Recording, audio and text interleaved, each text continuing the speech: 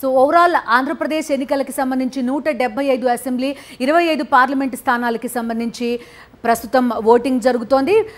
పెద్ద ఎత్తున పోలింగ్ కేంద్రాలకి తరలి వచ్చి తాము ఓటు హక్కు వినియోగించుకుంటున్నారు. ఏపీ అంతటా కూడా కొత్తగా ఓటు హక్కు పొందిన లక్షల మంది ఓటర్లు ఉత్సాహంగా ఓటు హక్కును వినియోగించుకుంటున్నారు. తిరుపతి జిల్లా చంద్రగిరి నియోజకవర్గంలో మొదటిసారిగా ఓటేసి సుపరిపాలన అందించే ప్రభుత్వాన్ని ఎన్నుకుంటుండడం తమకు ఎంతో సంతోషంగా ఉంది అంటున్నారు యువ ఓటర్లు. వారితో మా ప్రతినిధి ప్రసాద్ మరిన్ని వివరాలు అందిస్తారు.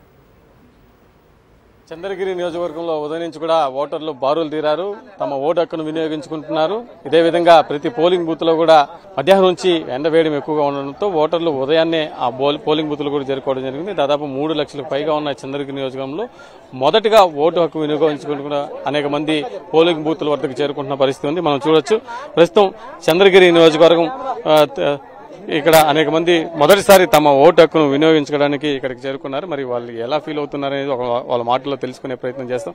చెప్పమ్మా, మొదటిసారి ఓటు హక్కు రావడం, మీరు వినియోగించుకోవడం ఎలా అనిపిస్తుంది?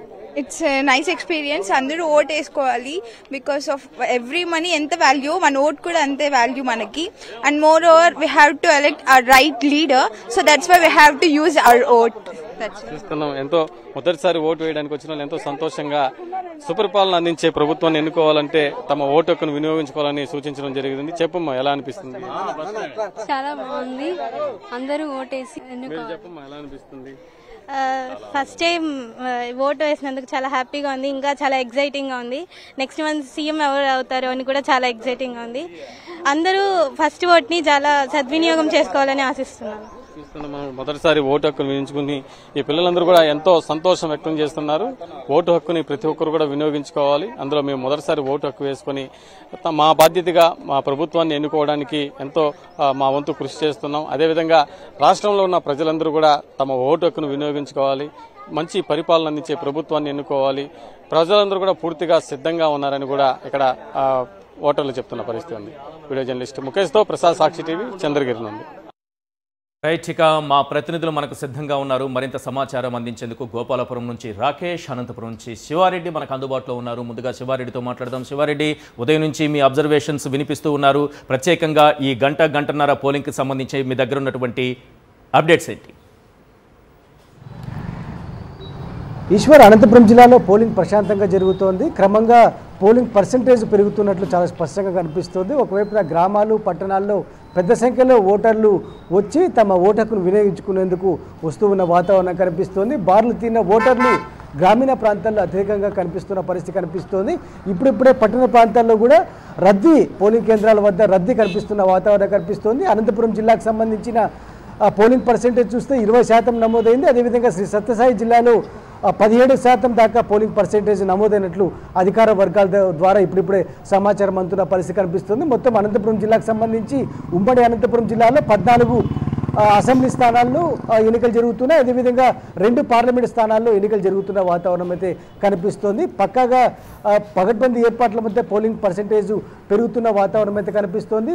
వస్తున్న ఓటర్లకు వాటర్ ఫెసిలిటీ కల్పిస్తున్నారు. అదేవిధంగా నీడ ప్రాంతంలో, అంటే ఎండ ఎక్కువ జరగకుండా నీడ ప్రాంతంలో పోలింగ్ జరిగేందుకు కూడా అధికారులు ఏర్పాటు చేసిన పరిస్థితి కనిపిస్తోంది. మరోవైపున టీడీపీ నేతలు రెచ్చగొట్టినప్పటికీ వైఎస్ఆర్ కాంగ్రెస్ పార్టీ శ్రేణులు సమన్వయంతో పోలింగ్లో పాల్గొంటున్న పరిస్థితి ఎటు చూసినా కనిపిస్తుంది. ఎందుకంటే అనంతపురం జిల్లాకు సంబంధించి ఇప్పటికే తాడిపత్రి నియోజకవర్గంలో ఉద్రిక్త వాతావరణం నెలకొంది. అక్కడ ఎమ్మెల్యే కేతిరెడ్డి పెద్దారెడ్డి ఏదైతే ఎన్నికల అధికారులకు ఇప్పటికే ఫిర్యాదు చేయడం జరిగింది.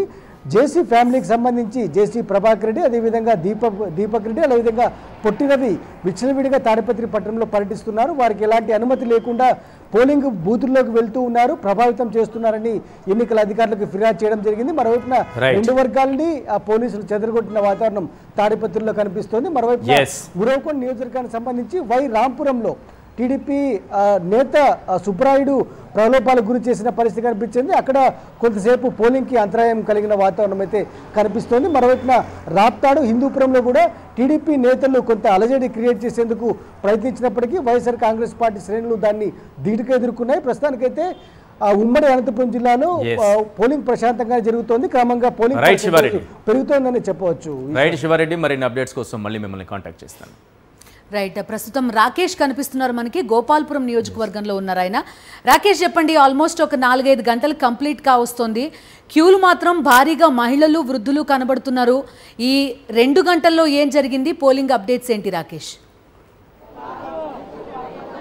మన ఉదయం నుంచి చూస్తున్నాం. నిజానికి 7 గంటలకు పోలింగ్ అయితే 6:30కే చాలా మంది ఓటర్లు ఉత్సాహంతో ముందుకొచ్చారు. అదే వరవడి కనిపిస్తా ఉంది.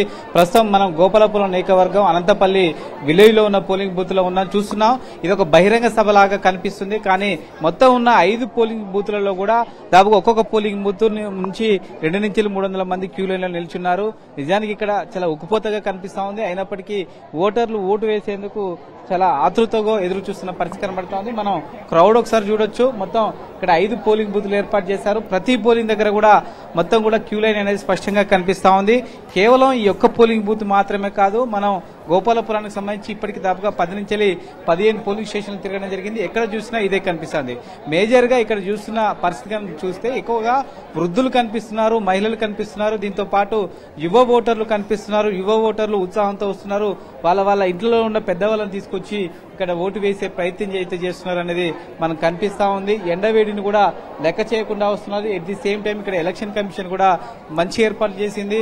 ఒకవైపు టెంట్లు అలాగే వాటర్ పాయింట్లు కూడా ఏర్పాటు చేయడం వల్ల ఇక్కడికి వచ్చిన వాళ్ళు క్యూ లైన్ లో ఉన్నప్పటికీ కొంత ఇబ్బందిగా ఫీల్ కావట్లేదు. వాటర్ సదుపాయం ఉంది కాబట్టి దాహమైన కూడా వాటర్ తెచ్చుకుంటున్నారు. At the same time helpers కూడా ఉన్నారు.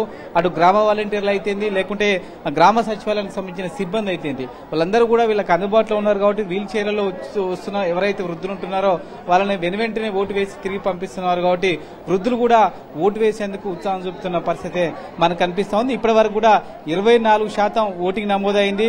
ప్రస్తుతం ఇక్కడ ఉన్న క్యూ లైన్ కనుక చూస్తే దాదాపుగా మధ్యాహ్నం 1 గంట వరకు కూడా 60% ఓటింగ్ దాటే అవకాశం ఉంది. గతంతో పోలిస్తే ఈసారి రికార్డు స్థాయిలో ఓటింగ్ % నమోదవుతుందనేది అధికారులు అంచనా వేస్తా ఉన్నారు. ఎందుకంటే ఎక్కువ మంది ఓటర్లు కూడా క్యూ లైన్ లో గంటల తరబడి నిల్చున్నప్పటికీ నిరుత్సాహంతో ఎవరు కూడా వెళ్ళకపోవడం, రెండోది ఓటు వేసే వరకు కూడా ఓపికతో ఎదురు చూడడం అనేది ఖచ్చితంగా ఓటింగ్ % పెంచడానికి ఎక్కువ అవకాశం ఉంటే కనిపిస్తుంది. Okay Rakesh, thank you. ప్రస్తుతం గోపాలపురం నుంచి మనకు అందుతున్న అప్డేట్స్ అవన్నీ కూడా యువ ఓటర్లు, ఫస్ట్ టైం ఓటర్స్ పర్టిక్యులర్ గా తమ ఓటు హక్కును వినియోగించుకోవడానికి ఉత్సాహం చూపిస్తున్న దృశ్యాలు కూడా సాక్షి స్క్రీన్ పైన చూస్తున్నాం మనం.